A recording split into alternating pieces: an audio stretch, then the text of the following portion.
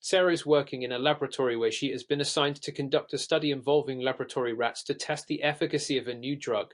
The study will involve 50 rats, with 25 receiving the drug and 25 receiving a placebo.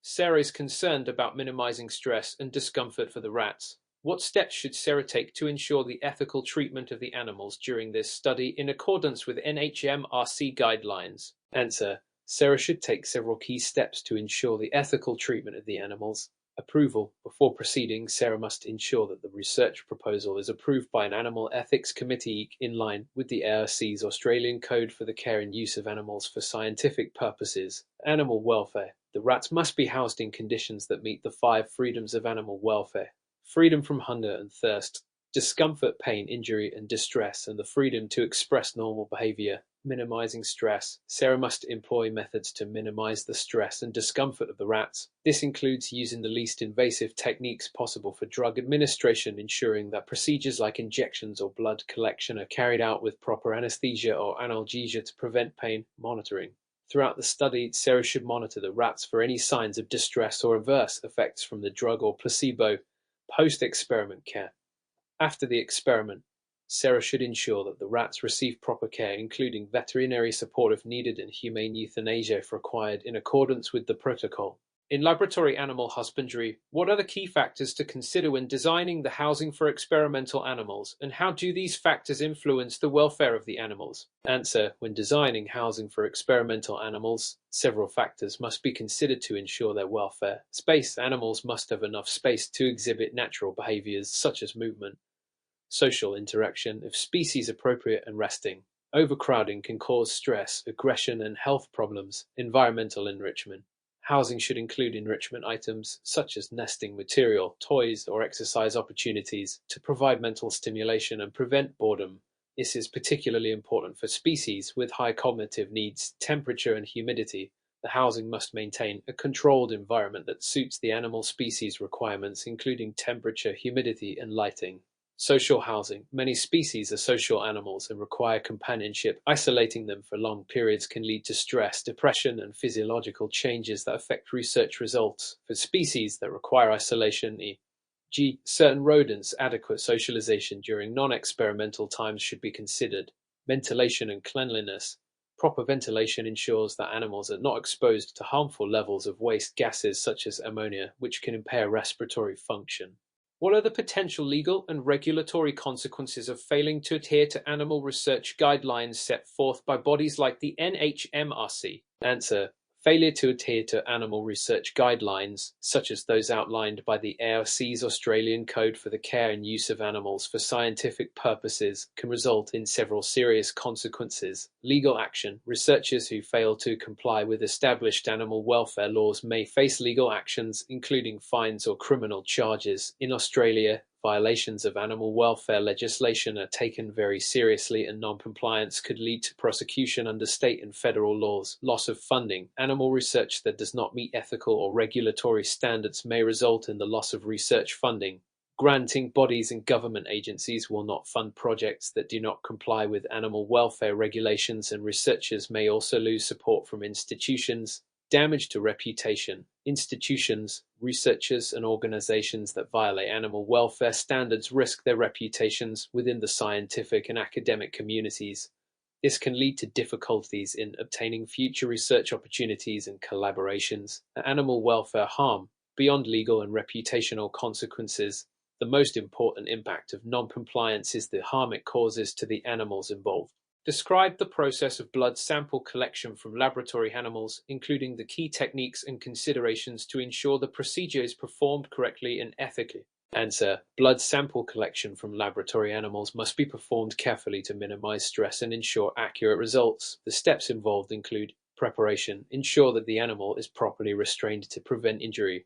Depending on the species and size of the animal, methods such as manual restraint, animal holders, or sedation may be required. Always use the least invasive method possible. Choice of collection site: the most common sites for blood collection are the tail vein, jugular vein, saphenous vein, or femoral vein. The choice of site depends on the animal species, the volume of blood required, and the purpose of the collection. Sterility: clean the collection site with, a suitable disinfectant to reduce the risk of infection. Blood collection should be performed using sterile equipment including needles, syringes, and collection tubes, minimizing stress and pain. Use appropriate techniques to minimize pain and distress. This includes proper restraint and avoiding unnecessary trauma to the animal. If the procedure is likely to cause significant pain, anesthetics or analgesics should be administered. Aftercare. Post-procedure care is essential to ensure that the animal recovers without complications. Monitor the animal for signs of distress or infection and provide any necessary medical care. How does the concept of replacement within the THRIAS framework apply to modern laboratory practices, and what are some examples of alternative methods to animal testing? Answer: the concept of replacement within the THRIAS framework refers to the ethical obligation to avoid or replace the use of animals in research wherever possible. This can be achieved through alternative methods that do not involve live animals. Some examples include in vitro methods. These are laboratory techniques that use cells or tissues derived from animals or humans to simulate biological processes. For example, using human cell cultures to study toxicity or disease mechanisms instead of whole animals. Computer modeling and simulations.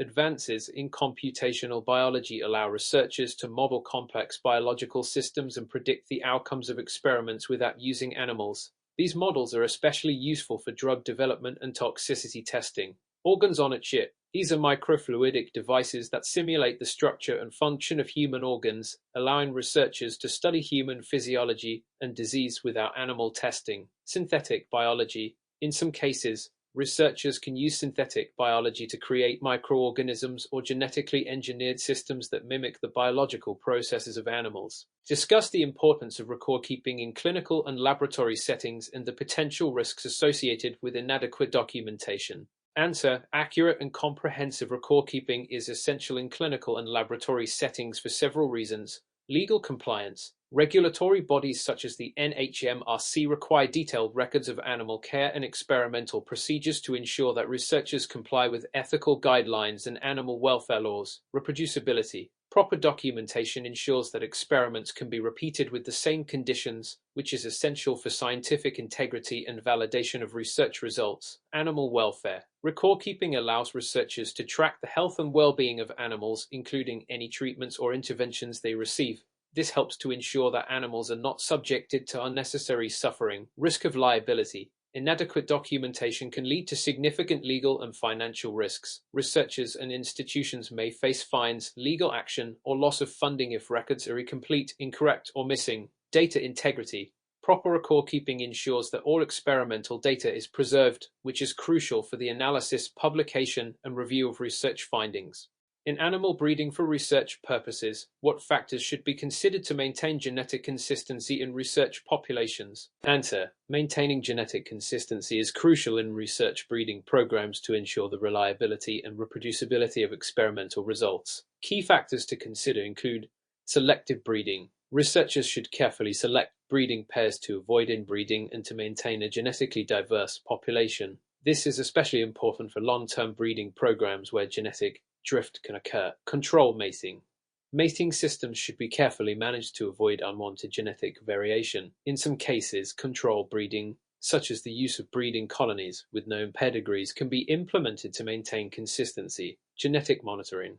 Regular genetic testing is essential to detect any unexpected genetic changes in the breeding population. This can involve techniques such as genotyping or PCR to assess the genetic makeup of animals. Record keeping. Detailed breeding records must be kept to track the lineage and health history of animals, ensuring that researchers can trace genetic relationships and prevent the introduction of unwanted traits. Describe the steps involved in the preparation and maintenance of surgical equipment for animal procedures, including sterilization protocols and monitoring. Answer: preparing and maintaining surgical equipment for animal procedures requires strict adherence to sterilization protocols to ensure safety and prevent infection. The steps include cleaning. Before sterilization, all equipment should be thoroughly cleaned to remove any organic matter, such as blood or tissue, using enzymatic detergents or ultrasonic cleaners. Sterilization. The equipment should be sterilized using methods appropriate for the material. Autoclaving, using high-pressure steam, is commonly used for metal instruments, while ethylene oxide gas or hydrogen peroxide vapor may be used for heat-sensitive materials like plastic. Storage. Once sterilized, instruments should be stored in a sterile environment until use, such as in sterile wrapping or sealed containers. Instruments should only be opened immediately prior to the procedure to maintain sterility. Monitoring. During the procedure, instruments should be regularly checked for proper function, and any damage or contamination should be addressed immediately to ensure safety and effectiveness. Post-surgical cleaning. After the procedure, all equipment must be thoroughly cleaned and re-sterilized for future use. What ethical considerations must be taken into account when conducting animal research, and how do regulatory bodies like the NHMRC guide these practices? Answer. Ethical considerations in animal research primarily revolve around the threes: replacement, reduction, and refinement. Researchers must explore alternatives to using animals whenever possible. Replacement: minimize the number of animals used. Reduction: and ensure that the research procedures cause the least harm and distress to the animals. Refinement: the National Health and Medical Research Council (MRC) provides guidelines for ethical animal use in research through the Australian Code for the Care and Use of Animals for Scientific Purposes. This code outlines the responsibilities of researchers, including ensuring that all animal research is justified, follows approved protocols, and is overseen by an ethical review committee. Furthermore, the NHMRC enforces compliance with legal requirements, including animal welfare laws, and mandates that researchers receive proper training to ensure humane handling. What is the role of control groups in experimental design, and why are they crucial for obtaining reliable results in animal research? Answer. Control groups in experimental design are essential because they serve as a baseline for comparison against the experimental group. As these groups are exposed to the same conditions as the experimental subjects except for the variable being tested. This ensures that any observed differences in outcomes can be attributed to the experimental treatment and not to extraneous factors. Control groups help to account for confounding variables, factors that may influence the results but are not part of the experimental intervention. Without control groups, it would be difficult to determine whether the treatment had a genuine effect or whether the observed outcomes were due to other influences such as environmental conditions or genetic variation. This principle is a fundamental concept in both laboratory and clinical research, as it ensures scientific validity and the reproducibility of results. What is the significance of understanding veterinary terminology in the context of animal health, and how does it impact communication within a clinical setting? Answer. Veterinary terminology is crucial in ensuring effective communication among veterinary professionals, especially in clinical settings where precise language is needed to describe conditions, diagnoses, and treatments. For instance, terms like tachypnea, rapid breathing, or bradycardia, slow heart rate, provide immediate, specific descriptions that aid in identifying symptoms and formulating appropriate interventions. Additionally, accurate terminology ensures proper documentation and alignment with legal and regulatory requirements, which helps maintain quality control in animal healthcare and veterinary practice. The Veterinary Surgeons Act and various regulatory bodies emphasize the need for clear, accurate medical language to prevent errors in treatment and diagnosis. For example, abbreviations such as EPI for oral medication or EA for intravenous are commonly used to save time and prevent miscommunication, but they must be used correctly to avoid potentially dangerous mistakes. In what ways can biosecurity protocols mitigate the risk of disease transmission between animals, and what are the most common components of these protocols in veterinary clinics? Answer.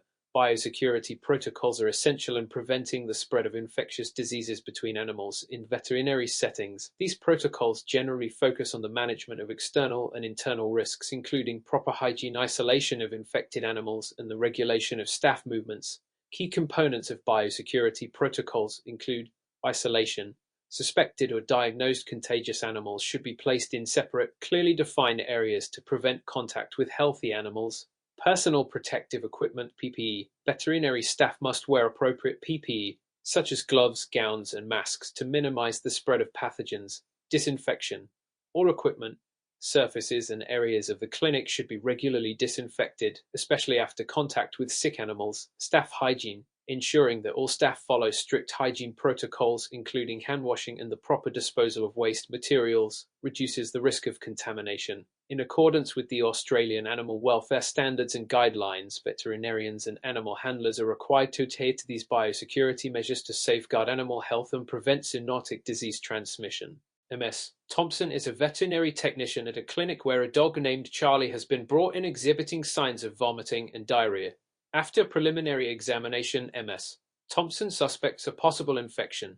What should she do next, considering the importance of zoonotic disease management? Answer: MS. Thompson should follow a systematic approach to ensure both proper animal care and the prevention of zoonotic disease transmission. Isolate Charlie. As a first step, MS.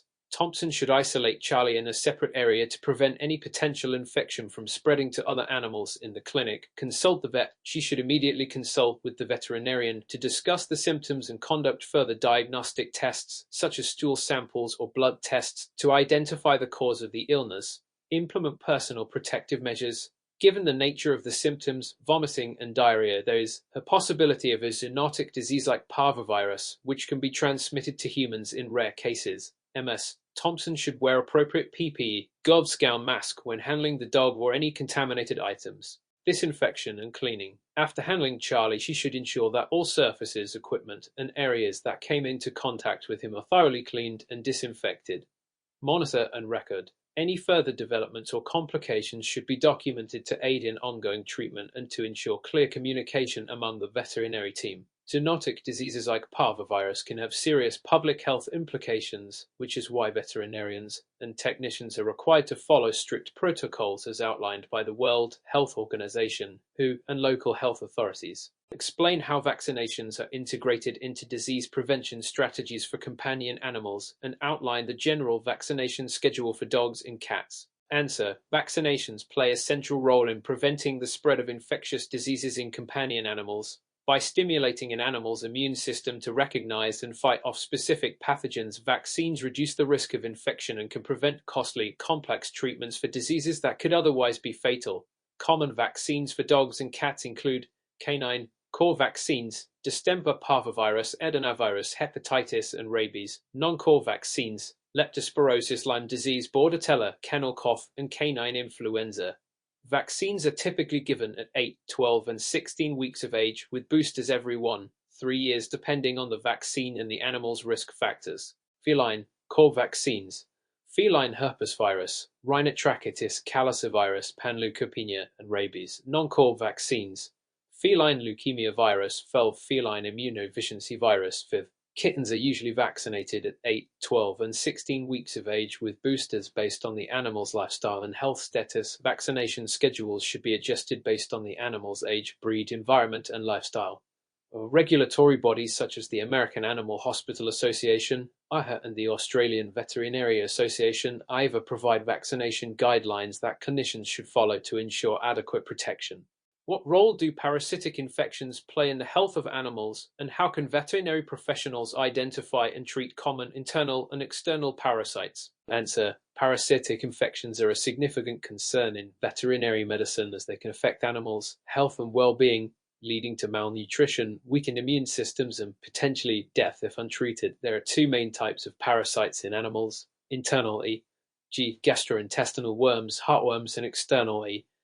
fleas, ticks, internal parasites. These include roundworms, hookworms, tapeworms, and whipworms. Symptoms may include vomiting, diarrhea, weight loss, or lethargy. Diagnostic tests like fecal exams or blood tests are used to identify parasitic infestations. Treatment: common treatments for internal parasites include oral deworming medications like fenbendazole or praziquantel, which are prescribed based on the type of parasite identified. External parasites: fleas, ticks, and mites can cause skin irritation, blood loss, and sometimes transmission of zoonotic diseases. The presence of these parasites is usually identified by physical inspection or through diagnostic techniques like skin scrapings. Treatment: flea and tick treatments include topical or oral medications such as fipronil or ivermectin. Prevention also plays a crucial role with regular grooming and the use of preventive products, e.g. flea collars, topical applications. Mr. Davis is a pet owner who has just adopted a cat from a shelter. The cat is showing symptoms of lethargy and reduced appetite.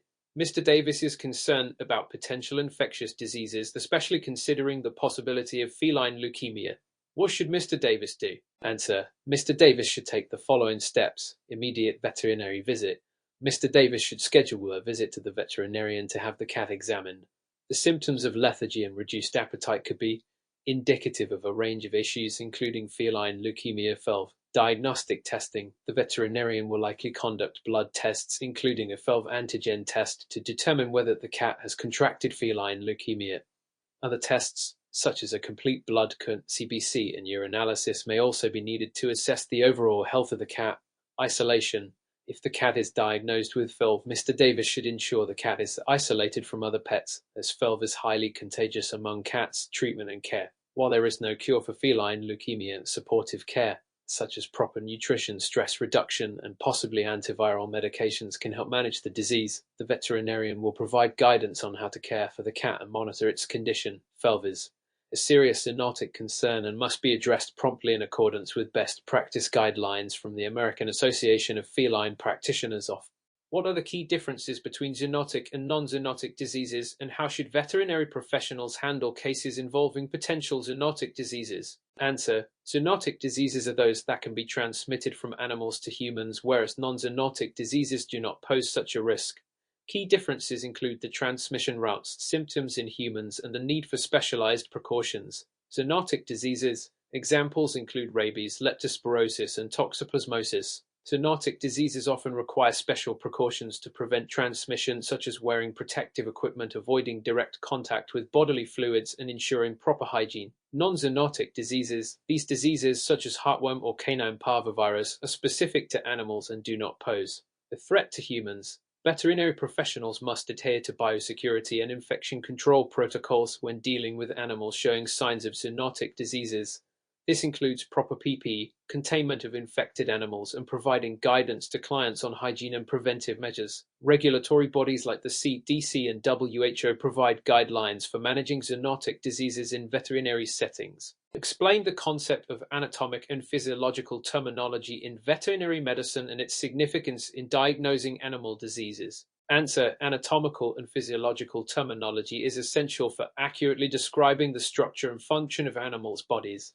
This includes terms for body parts, e.g., cephalic for head, caudal for tail, and physiological processes, e.g., tachycardia for increased heart rate. These terms are standardized across the veterinary field and allow professionals to communicate efficiently and avoid misunderstandings. For example, when diagnosing respiratory conditions, the terms dyspnea, difficulty breathing, or tachypnea, rapid breathing, provide specific descriptions of the animal's symptoms. These terms help direct the veterinarian's diagnostic approach and inform treatment decisions. Using standardized anatomical and physiological terminology also helps in documenting medical records, ensuring that all parties involved in an animal's care are on the same page. What are the main guidelines for preventing parasitic infections in companion animals, and how do veterinary professionals educate pet owners on parasite control? Answer: preventing parasitic infections involves both direct intervention and ongoing education for pet owners. Veterinary professionals follow guidelines from organizations like the World Health Organization, WHO, and the American Veterinary Medical Association, AVMA, to help pet owners manage parasites. Key prevention strategies include regular checkups, routine veterinary visits to check for internal and external parasites, use of preventative medications, regular use of flea, tick, and heartworm preventatives, environmental control, keeping pets indoors during high-risk seasons, especially for ticks and fleas, and regularly cleaning their living environment. Owner education, educating pet owners about the risks of parasites, the importance of preventative care, and the signs of parasitic infections. This often includes advice on cleaning, using parasite prevention products, and understanding the potential risks of zoonotic diseases. Dr. Patel is treating a dog that has been diagnosed with a tick-borne disease. What steps should Dr. Patel take to diagnose the disease, treat the dog, and minimize the risk of transmission to humans or other animals? Answer: Dr. Patel should follow these steps. Diagnosis: Dr. Patel should perform blood tests, such as a PCR, polymerase chain reaction, test to confirm the tick-borne infection, e.g., Lyme disease, ehrlichiosis. Treatment: the dog should be treated with appropriate antibiotics such as doxycycline, depending on the diagnosis. Fluid therapy and supportive care may also be needed. Minimize transmission risk. Dr. Patel should ensure that the dog is isolated from other animals to prevent the spread of the tick-borne disease. She should also advise the pet owner on tick prevention and the importance of removing ticks promptly to avoid future infections. Human and animal precautions. Given the zoonotic potential of tick-borne diseases, Dr. Patel should educate the owner about the risk of transmission to humans and other pets, advising them on proper tick removal and hygiene protocols. Explain the anatomical differences between rodents, such as mice and rats, that affect their care and management in A laboratory setting. What species-specific features should a technician be aware of, and how do these differences impact their care? Answer. Rodents such as mice and rats have different anatomical features that affect their care. Key differences include the size, dental structure, and the digestive system. For example, rats have larger, more pronounced incisors that require monitoring to prevent malocclusion, a condition where the teeth do not align properly. Mice, on the other hand, have smaller, less pronounced teeth but may be more prone to certain gastrointestinal conditions, requiring different feeding protocols. In terms of care, rats and mice also have varying space requirements due to differences in their size and activity levels. Rats are more social and need more space for enrichment, while mice tend to do well in slightly smaller cages. These differences also affect their behavior and stress levels in captivity. Relevant guidelines. The National Health and Medical Research Council (ARC) provides guidelines on the care of laboratory animals, including rodents, detailing specific space, socialization, and enrichment requirements. Describe the key features of reproductive anatomy in rabbits and how these anatomical differences affect the management of breeding programs in a laboratory setting. Answer. Rabbits have a unique reproductive system with an internal uterine structure consisting of two uterine horns. This allows for the birth of multiple offspring at once, which is critical for managing breeding programs. Female rabbits thus are induced ovulators, meaning they do not have a regular estrous cycle but instead ovulate in response to mating. In terms of breeding management, it's essential to monitor the dust for signs of estrus and manage the mating conditions to ensure successful conception. Male rabbits, bucks, should be introduced to the dust during their receptive period, and breeding should occur in controlled conditions to minimize stress and optimize success rates. Relevant guidelines. The Australian Code for the Care and Use of Animals for Scientific Purposes provides a framework for the ethical management of breeding animals, including rabbits. Mr. Thompson is managing a breeding program for rabbits in a research facility. One of his female rabbits, Snowball, has been showing signs of weight gain and has become less active over the last few days. Mr. Thompson is unsure if Snowball is pregnant. What steps should Mr. Thompson take to confirm her pregnancy and ensure appropriate care during this period? Answer. Mr. Thompson should first examine Snowball for physical signs of pregnancy, such as changes in abdominal shape and size, as well as observe any behavioral changes such as nesting behaviors. To confirm pregnancy, Mr. Thompson could perform a physical examination for enlarged mammary glands or use an ultrasound for more accurate results. If pregnancy is confirmed, Mr. Thompson should ensure Snowball is housed in a stress-free environment and has access to appropriate nutrition and hydration. The temperature should be kept stable as stress or extreme temperatures can cause complications in pregnancy. The gestation period in rabbits is typically around 31 days, so Mr. Thompson should prepare for the birth by providing nesting materials and a clean, quiet area. He should also ensure Snowball receives regular veterinary care and monitor her condition closely, especially during the last week of pregnancy. Relevant guidelines. The Australian Code for the Care and Use of Animals for Scientific Purposes emphasizes the need for proper housing, nutrition, and veterinary care during pregnancy in animals used for breeding programs. What are some critical physiological differences between birds and mammals that impact their care in a laboratory setting, particularly regarding their respiratory systems and thermoregulation? Answer. Birds have a highly specialized respiratory system that differs significantly from mammals. They possess air sacs that allow for a continuous flow of air through the lungs, which is more efficient than the mammalian diaphragm-based breathing system. This difference means that birds require specific ventilation systems in their cages to ensure adequate oxygen levels. In terms of thermoregulation, birds are generally more sensitive to temperature changes than mammals. They have a higher metabolic rate and may require carefully regulated temperatures in their enclosures to avoid hypothermia or overheating. Laboratory technicians should monitor the temperature carefully and ensure that birds are kept in an environment with adequate airflow and humidity. Relevant guidelines.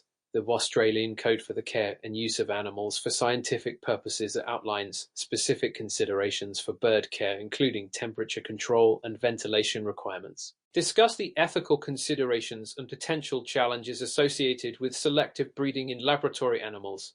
How can technicians ensure the health and well-being of animals used in selective breeding programs? Answer. Selective breeding can lead to certain genetic traits being enhanced, but it also carries the risk of exacerbating genetic disorders or introducing undesirable traits. Ethical considerations include the risk of inbreeding, which can lead to a reduction in genetic diversity and an increased prevalence of hereditary diseases. Technicians must be diligent in monitoring breeding pairs and using genetic screening techniques to avoid these issues. To ensure the health of animals, technicians should follow strict protocols for selecting breeding pairs, such as avoiding the use of closely related individuals and incorporating genetic diversity into breeding programs. Regular veterinary checks should be conducted, and breeding records should be kept to ensure that the program does not inadvertently harm the animal's long-term health. Relevant guidelines. The Australian Code for the Care and Use of Animals for Scientific Purposes stresses the importance of genetic management in breeding programs to minimize harm and promote animal welfare.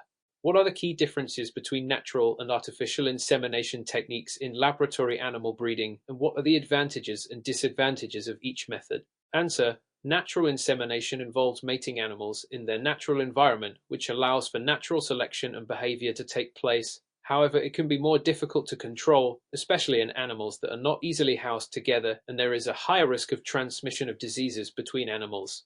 Artificial insemination (AI) allows for more controlled breeding and can be used to introduce genetic material from animals that are not physically housed together. It is also useful for managing the genetics of the population and reducing the risk of disease transmission. However, AI requires skilled technicians and access to the necessary reproductive technologies, which may be more costly and require more intensive care. Relevant guidelines. The Australian Code for the Care and Use of Animals for Scientific Purposes provides guidance on the ethical use of artificial insemination and natural breeding techniques, emphasizing animal welfare considerations. What is the role of genetic counseling in the management of reproductive health in laboratory animals, and why is it important to monitor the genetic health of a breeding population? Answer: Genetic counseling in laboratory animal breeding involves assessing the genetic health of individual animals and the breeding population as a whole. It helps prevent inbreeding, reduces the risk of hereditary disorders, and maintains genetic diversity, which is crucial for the long-term health and viability of the population. Monitoring genetic health involves tracking lineage, using genetic tests to identify potential problems, and selectively breeding animals to avoid passing on deleterious traits. This is particularly important in research settings where genetic uniformity can be crucial for experiment consistency. Relevant guidelines. The Australian Code for the Care and Use of Animals for Scientific Purposes recommends genetic monitoring and counseling as part of ethical breeding practices to ensure the health and well-being of animals used in research. How do the unique physiological features of reptiles and amphibians influence their care in laboratory environments, particularly concerning temperature regulation and humidity control? Answer: Reptiles and amphibians are ectothermic, meaning they rely on external sources of heat to regulate their body temperature. This makes it essential to maintain precise control over the ambient temperature in their enclosures. The temperature range required can vary widely depending on the species, but generally, reptiles need a heat source to maintain their body temperature, while amphibians require more moderate, stable conditions. Humidity is also a critical factor, especially for amphibians, who may suffer from dehydration if the humidity is too low. Technicians must ensure that the humidity levels are monitored regularly and adjust environmental conditions to match the specific needs of each species. Relevant guidelines. The Australian Code for the Care and Use of Animals for Scientific Purposes addresses the specific environmental requirements of ectothermic species, providing guidelines for their proper care and management. How can laboratory technicians prevent and manage reproductive health issues such as dystocia, difficult birth, in animals used in breeding programs? Answer: Preventing dystocia involves ensuring that breeding animals are in optimal health and are not overbred. Technicians should monitor the weight and physical condition of females, especially as they approach parturition, and ensure they are not carrying too large a litter. Pre-breeding health checks are essential to ensure that the animals are physically capable of carrying and birthing healthy offspring. In cases of dystocia, immediate veterinary intervention may be necessary to assist in the birth or perform a cesarean section. Proper record-keeping is essential to track breeding patterns and avoid issues that could lead to dystocia in subsequent pregnancies. Relevant guidelines. The Australian Code for the Care and Use of Animals for Scientific Purposes provides recommendations for minimizing reproductive health risks in breeding animals, including early detection of potential issues like dystocia. What are some effective methods for managing stress in laboratory animals, particularly in high-stress environments, and why is stress management critical for animal welfare? Answer: Stress in laboratory animals can lead to compromised immune systems, behavioral changes, and reduced reproductive success. Effective stress management methods include providing enrichment activities, ensuring proper cage sizes and conditions, and minimizing handling stress by training animals to adapt to human interaction. Environmental enrichment. such as nesting materials for rodents or climbing structures for primates, can reduce stress and encourage natural behaviors. Stress management is critical for animal welfare, as chronic stress can interfere with research outcomes, alter animal behavior, and affect the accuracy and reliability of data. Maintaining a stress-free environment is not only essential for ethical care, but also for the validity of scientific experiments. Relevant guidelines. The Australian Code for the Care and Use of Animals for Scientific Purposes provides detailed guidance on minimizing stress through environmental design, enrichment, and careful handling protocols.